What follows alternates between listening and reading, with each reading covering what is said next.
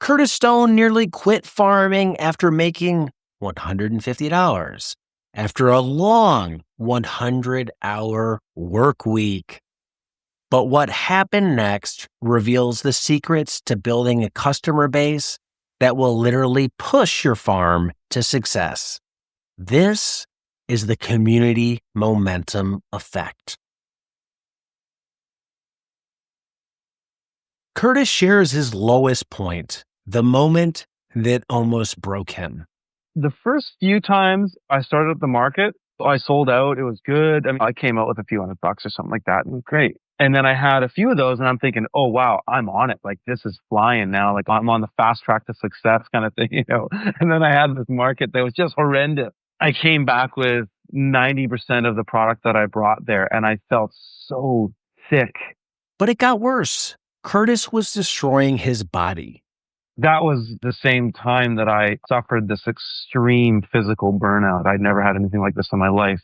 Like, I was addicted to energy drinks. I was crushing like 3 Red Bulls a day just to stay sane. I wasn't sleeping because I was working probably 20 hours a day. Oh, and then you put in a week where you do 100 hours or something, and then you make $150 at a farmer's market. And then you get some bad customers, like you get a few customers that complain about prices or complain about product or something like that. And it's really discouraging.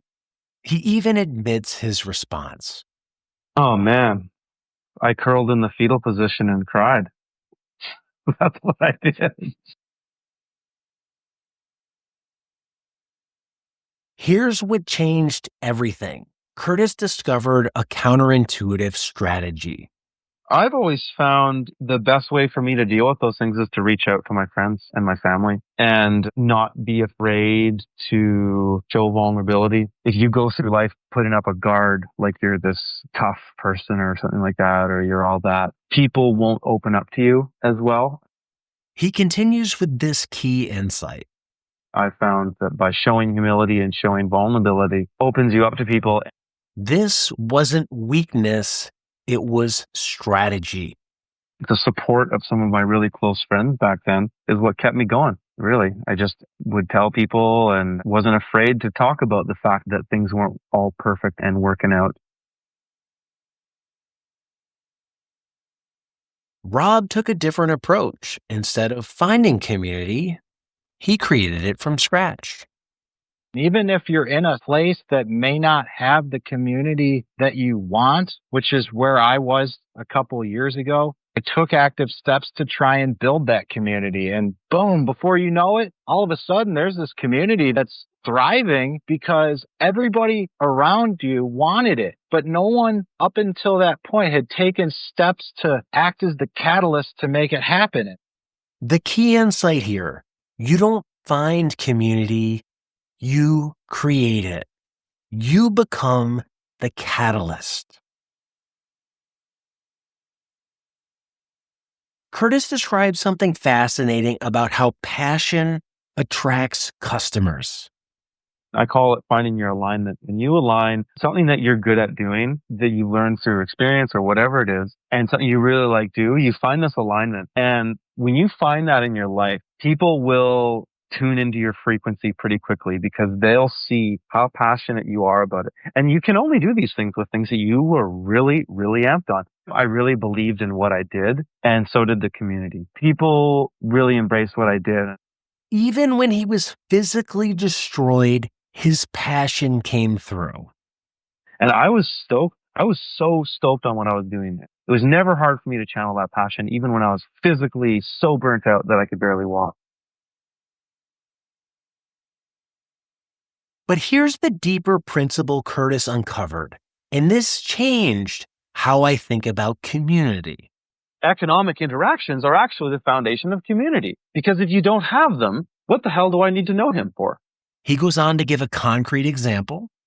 Western society in general has become more disconnected, not because of technology. I think it's because people don't need each other in the same way that they used to. Say I'm a Christian and they're a Muslim, and I don't have a reason to know them. Why am I ever going to reach out to them? But if that Muslim who lives next door to me is an amazing leather worker and I have some kind of value, maybe I produce eggs and I have got a welding shop in my garage, then we have a reason to interact.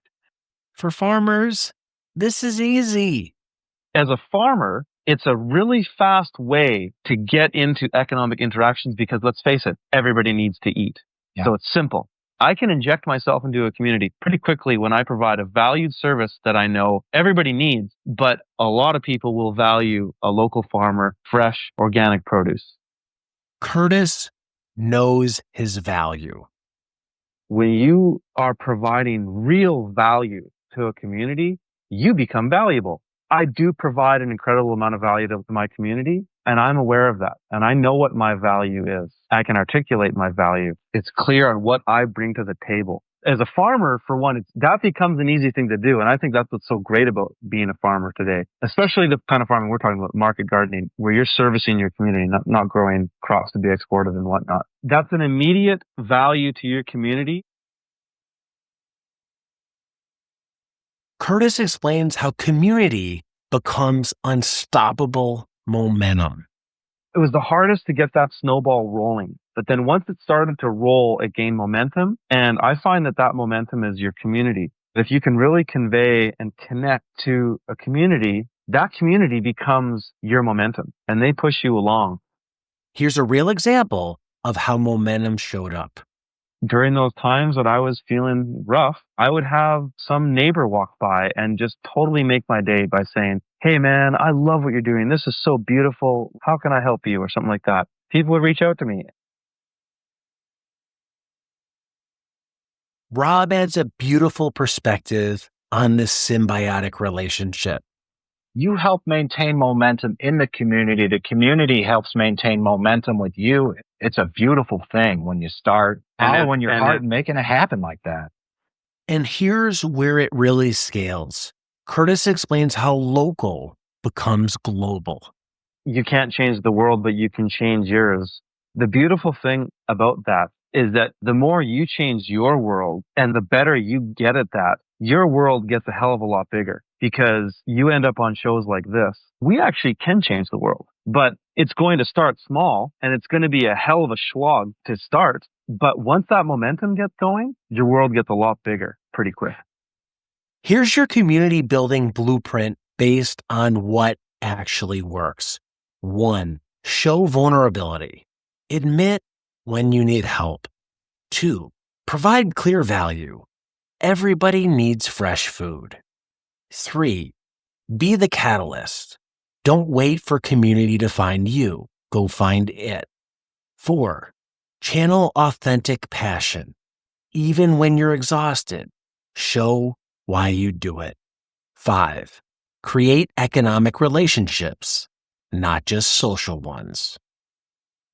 Research shows that customers acquired through community relationships have 30% higher retention rates and spend 31% more annually than those acquired through traditional advertising. Your first 100 customers aren't just buyers, they're momentum. As Rob said it, incentive matters. It really does. When you become valuable to your community, the community becomes invaluable to your business. That's the momentum effect. And I hope this video helps you build your business. If you want to listen to the full episode with Curtis and Rob, you can do so using the link below. Thanks for watching this video, and until next time, be nice, be thankful, and do the work.